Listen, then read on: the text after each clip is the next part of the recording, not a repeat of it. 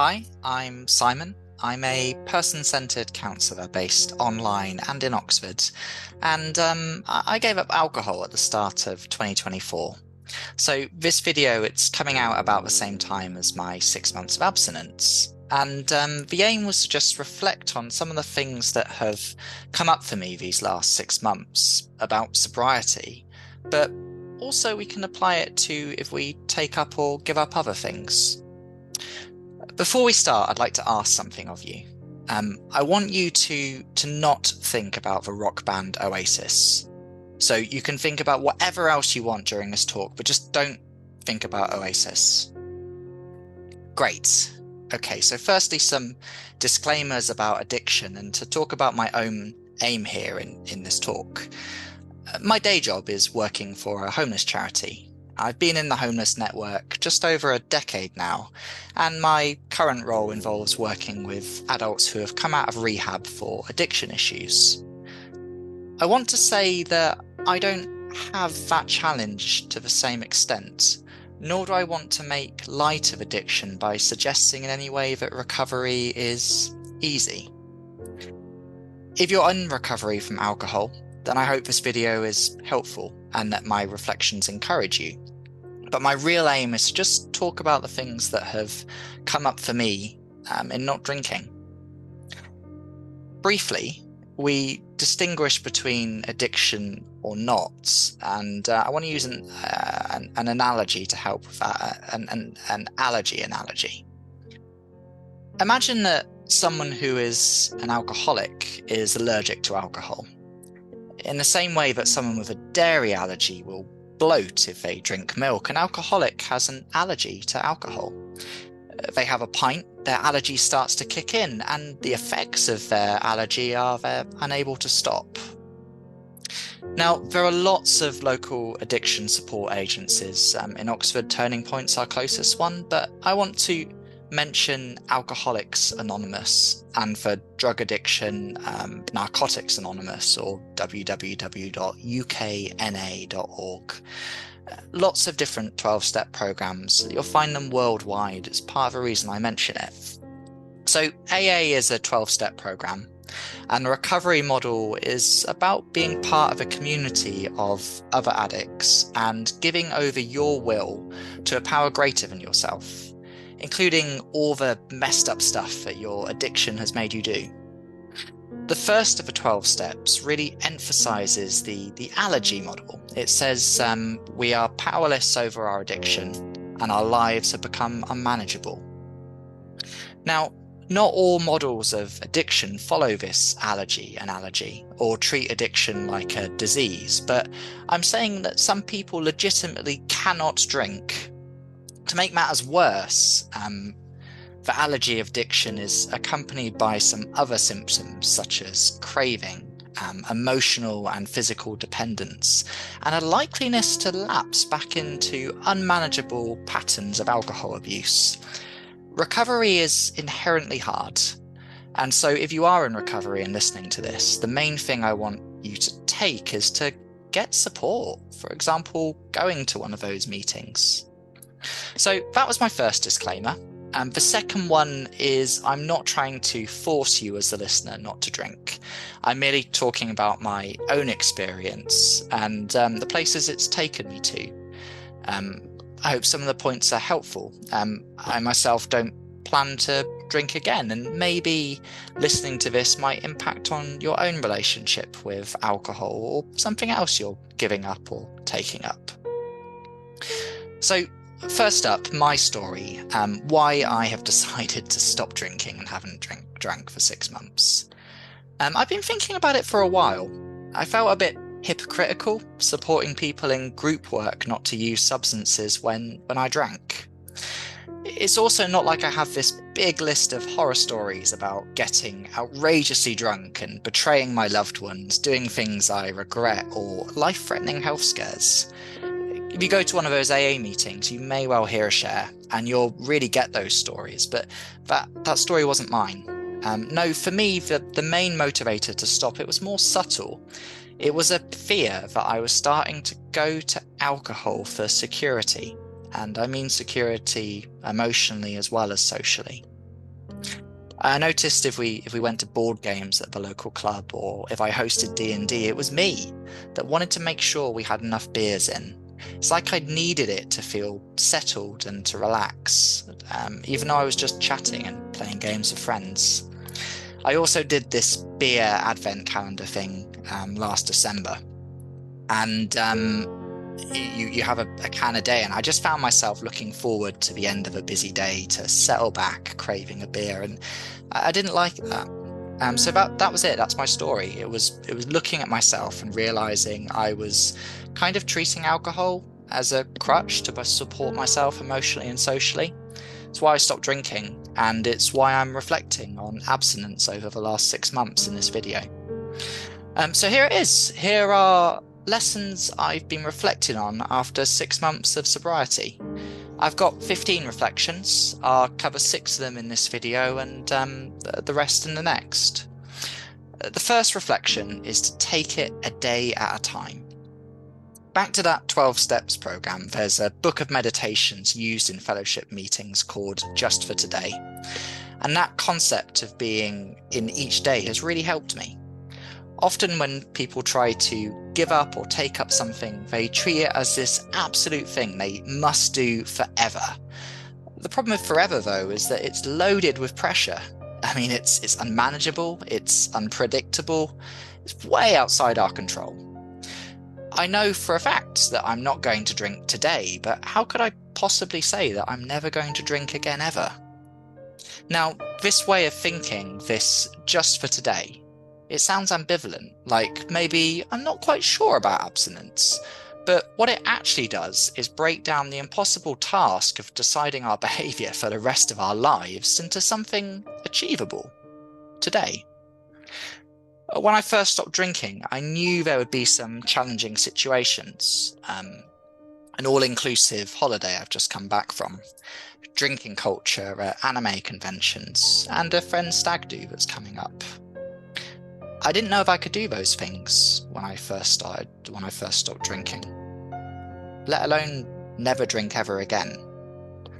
But what I did know is that I could make it through January 1st, and that's the power of Just for Today. It takes a big commitment and breaks it down into a single day. You could apply the same thing to other areas of your life as well. A diet, a new training program, commitment to a job or a relationship. It's hard to say forever, but you can say you'll do it today. Then, when the next day comes, you say the same thing, just for today. And if a day feels too much, you can say just for this hour or just for the next 5 minutes. So that's my first point, just for today. My second point is that it is normal to fantasize. I've had a few instances of using dreams, and that's dreams where I'm drinking or I've had a drink. There have also been times when I found myself entertaining these future fantasies of returning to drink or really wanting a beer so much that I can almost taste it. And it's normal to think about lapsing onto a substance you've given up. So normal, in fact, that craving is one of the symptoms of addiction. And this sounds obvious, but craving for something or thinking about it doesn't mean you have, are, or will do the thing. Applied outside of substances, if you're thinking about some threatening behavior to you, like suicide, having an affair, leaving your job, committing a crime, or any other thoughts that you're sort of ashamed of or don't want to do, but they get in your head, you haven't done it. Thinking about it doesn't mean you've done it either. In fact, rather than it being a lapse, it might even strengthen your recovery. The biggest danger we can have with forbidden thoughts, shameful dreams, and cravings is pretending we haven't had them, trying to bury them, and then letting the shame of it take root and grow towards a lapse. In fact, sharing them with trusted other people, especially if they're also in recovery for the same thing, might just make you realize how normal it is to have cravings. When you do have a craving or a fantasy, I found it helpful to ask myself some questions. What need am I trying to meet with this craving? I don't know, maybe I'm trying to escape or calm myself. Maybe I'm trying to add some excitement or variety. once I've identified that, how else could I meet this same need? How's my life going outside of this? Are there any areas that I need to adjust? Is my memory of the substance realistic and objective? Or am I fantasizing about positive memories and filtering out the consequences? And then if it is one-sided, can I also imagine the bad consequences of a lapse? And then what was the specific nature of a craving or thought? For example, with a dream, was it a dream about drinking, or was it more about being secretive, shamefulness, being caught? So the craving, fantasy or thought can go from this threatening thing, this temptation to drink, to actually an opportunity to reflect and strengthen our recovery. In my work, when clients do lapse, it's very rarely a surprise event. Often signs have been bubbling up in our thoughts, behavior and feelings. And being open to cravings and engaging in reflection around them can give you more control to stop that craving spiraling into a lapse. Third point is positive motivations for change.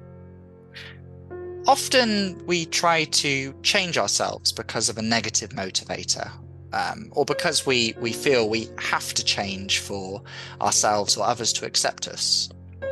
Imagine, for example, you're trying a diet. A negative motivator for change might be us bullying ourselves. Phrases like, I'm fat. And then a whole host of labels and judgments get attached to that.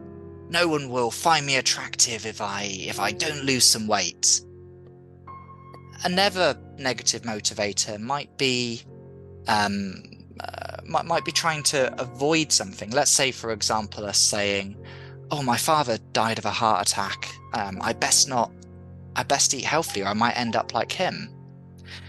Both of these motivators, they're negative. We're trying to avoid becoming something rather than aspiring for something positive. Our motivation's to avoid punishment rather than for reward. To give a personal example, I smoked socially for 15 years, and I am all too aware of the health consequences of smoking, especially as an asthmatic. But do you know who else smokes? Doctors. Doctors who know all too well of the consequences of smoking. There was a 2021 meta-analysis, and it reckoned that 21% of physicians smoke, which compares to the UK average of just 13%.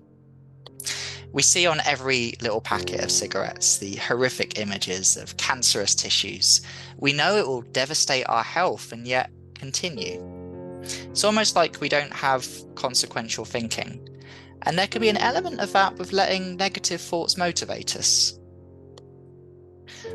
I'm going to have a drink, wet the world whistle. Before I do, I asked you at the beginning of this talk not to think about the rock band Oasis. That was a drink of squash if you're listening rather than watching this. So I said not to think about Oasis, and I'm wondering, since I said that, how many people have Champagne Supernova or Wonderwall going around in their heads? You see, our brains, they're geared up to strive and think about negatives, but brains aren't very good at holding the word don't.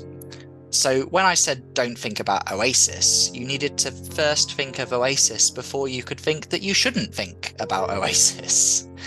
And ironically, trying to not think about it makes your brain think about it all the more until Stop Crying Your Heart Out is just playing on repeat in your brain. Can you imagine the same problem when we decide we're not going to eat junk food, not smoke or not drink?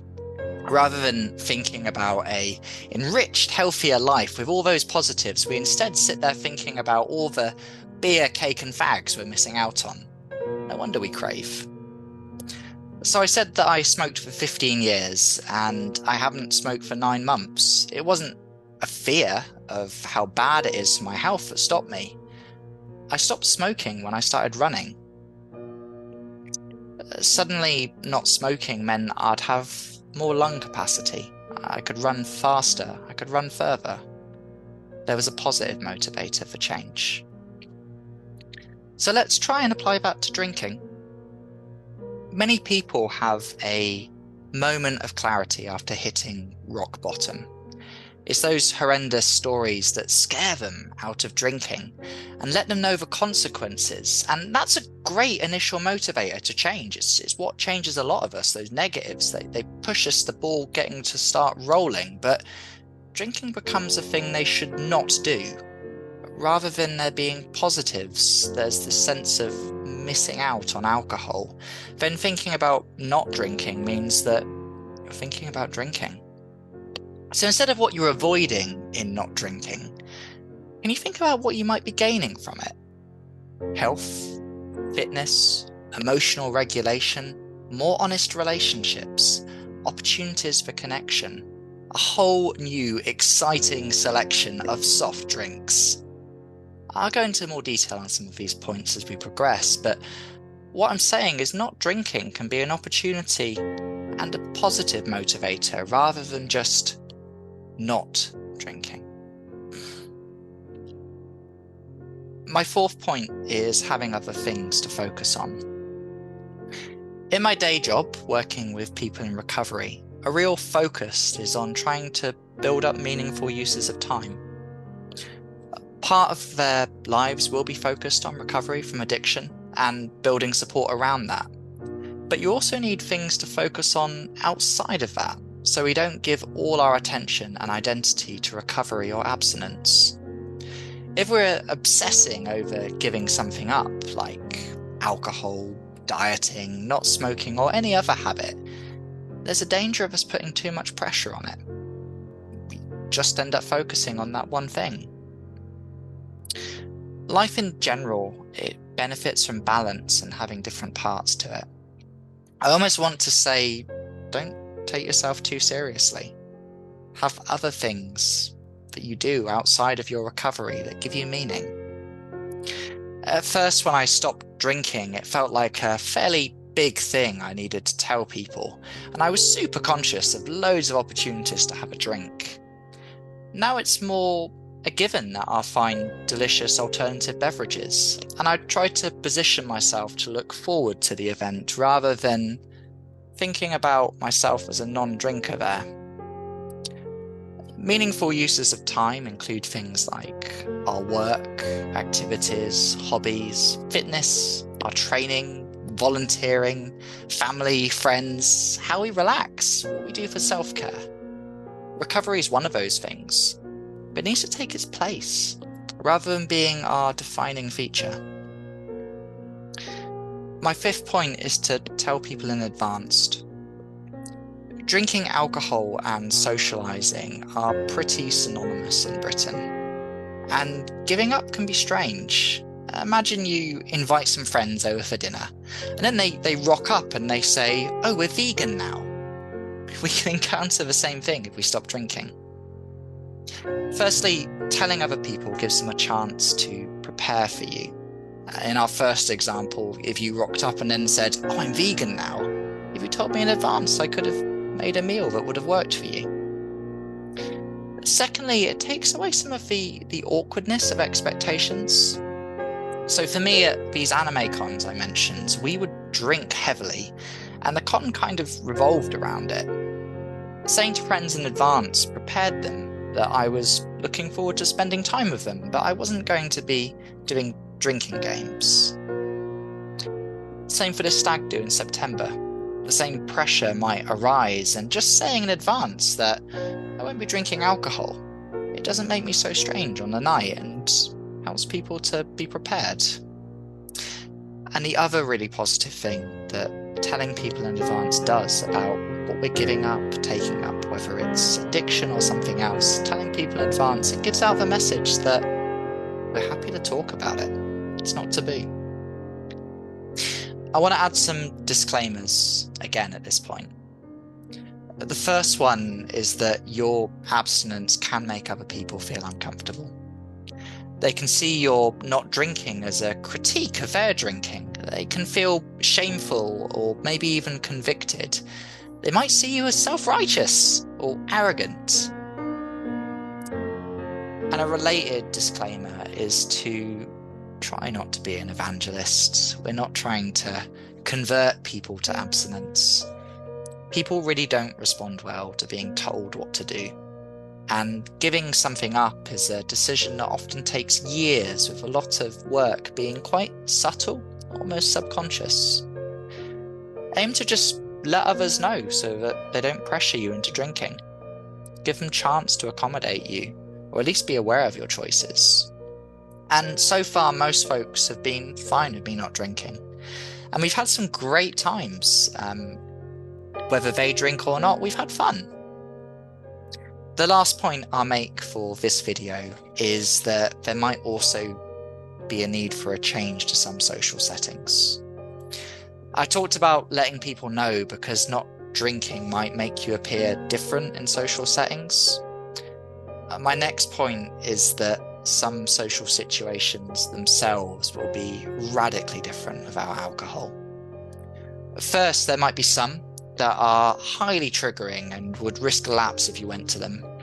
For me, as I say, there have been previous anime cons where the con's mostly been drinking in a room, and that situation would just be too high risk for me, and I likely wouldn't be enjoying it that much if I was part of it.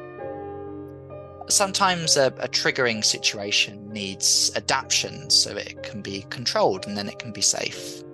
Sometimes we need an escape plan, and sometimes it's best just to avoid it altogether. My second point is that there are some environments that just won't feel fun anymore, or it will take loads of effort to get joy of it without booze.